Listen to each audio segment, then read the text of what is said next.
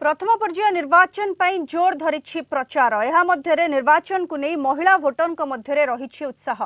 सक्रिय मतदान में अंशग्रहण करने को चाहि रही से दिगपहंडी निर्वाचन मंडलीर पतांड गाँवर महिला मध्य किभली रही आग्रह से आलोचना करिसेंती आम रिपोर्टर रवींद्रनाथ डाकुआ। प्रथम पर्याय निर्वाचन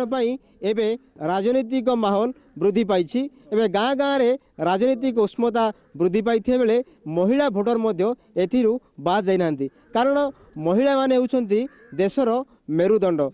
यही संपर्क में आलोचना करने आम पहुंचीचु दिगपहंडी ब्लॉक अंतर्गत कुसुपड़ा पंचायत पतांड गाँव में आम किसी महिला को पचारि बुझा माँ कौन कह महिला माने होउछंती देशर मेरुदंड एवं तुम गाँव में आगुरी कौन थिला वर्तमान जदि इलेक्शन निर्वाचन आसूची केमितिका लोक भोट देवा चाहिए तुम कौन उन्नति होती ना कौन आवश्यकता रही? आम गाँव में चलवाई भल रास्ता भी नाला वृद्ध महिला मानकर माने गाँ गरीब दरिद्र दुखी मानकर आहार घर सबकिछि असुविधा थिला। एबे आम राज्य सरकार जो आमर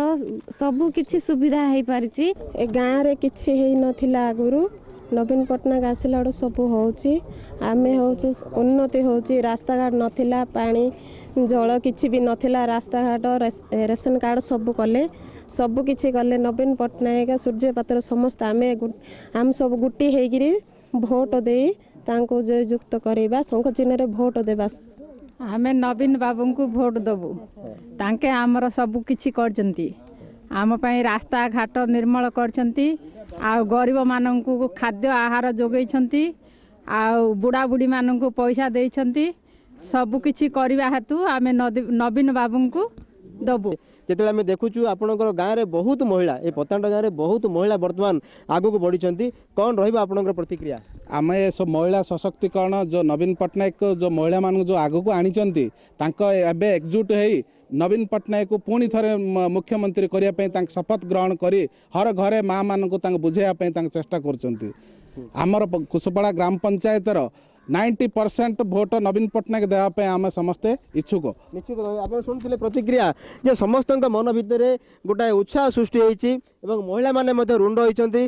समस्त मन में से गोटे चिंता जे आगामी 5 वर्ष जो नेता को से चयन करेंगे से उपयुक्त नेता को चयन करेंगे जे कि सुख दुख में छिड़ा पतांड गाँव रवींद्र डाकुआ कलिंग टीवी।